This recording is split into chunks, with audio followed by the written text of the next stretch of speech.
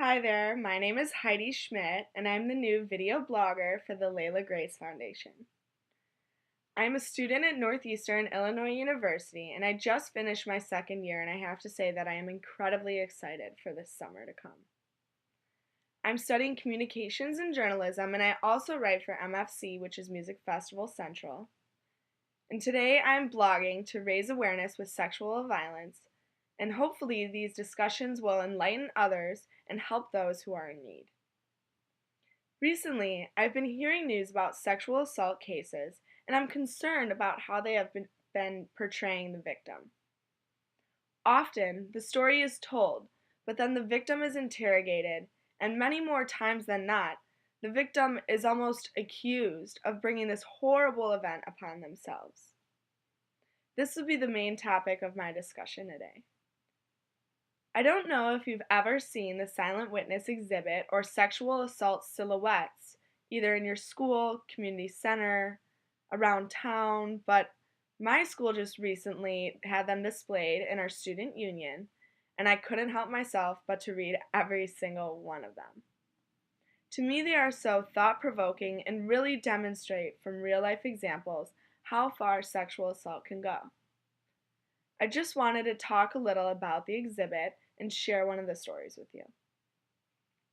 So this display is used to honor those who died from acts of intimate partner violence and sexual abuse, and there was one story I did find particularly interesting. She was a young woman named Alicia from Humboldt Park, and she was 22 years old. Her story explained that she had invited over her ex-boyfriend, who then sexually assaulted her and continued to beat her. As I was reading her story, I asked a friend of mine who was with me if he had anything to say, when he replied, "Well, she shouldn't have invited him over, or let him in." This would be the case of blaming the victim, and it happens too often in stories and cases such as this one. First, what happened to Alicia was not her fault in any way, and should never be perceived as her fault. She did not invite him over to rape her, and I believe that my friend's comment was a very distasteful and ignorant one. Often women are blamed that they were asking for it by either being drunk, dressing provocatively, maybe flirting, or going over to someone's house or apartment late at night. But they were never looking for sexual assault, and it is incredibly wrong to say that they caused this upon themselves. Another way to look at it is, for example, imagine a male friend was out drinking and on his way home he was robbed.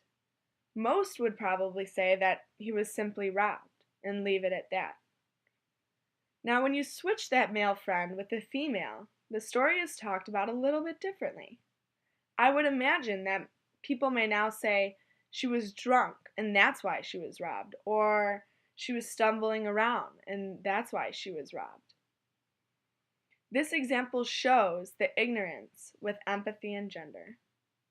Why is it perceived that when a drunk male is robbed, it just simply happened? But when an intoxicated female is robbed, people start to perceive it as her asking for it. Do you feel that in many instances people put the blame on the victim? And do you feel that a person's empathy for a situation changes when the gender is changed? There was also another recent story that I briefly overheard where a female college student was sexually assaulted after going back to a friend's apartment following a party. She was later raped at her friend's apartment and thankfully made it back home that night.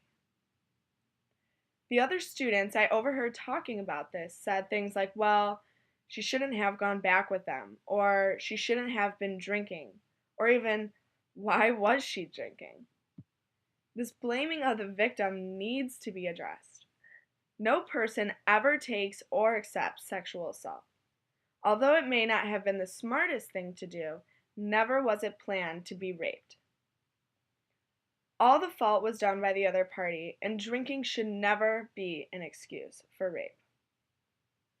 Hopefully, the media and news sites and reporters talking about these kinds of issues and stories completely avoid blaming the victim. How would you have felt if this had happened to you and people discussed it as being your fault? I hope from this blog people can understand that rape is inexcusable under any circumstances and there is never an invitation from the victim to be sexually assaulted. Feel free to leave your comments on blaming the victim, and until next time.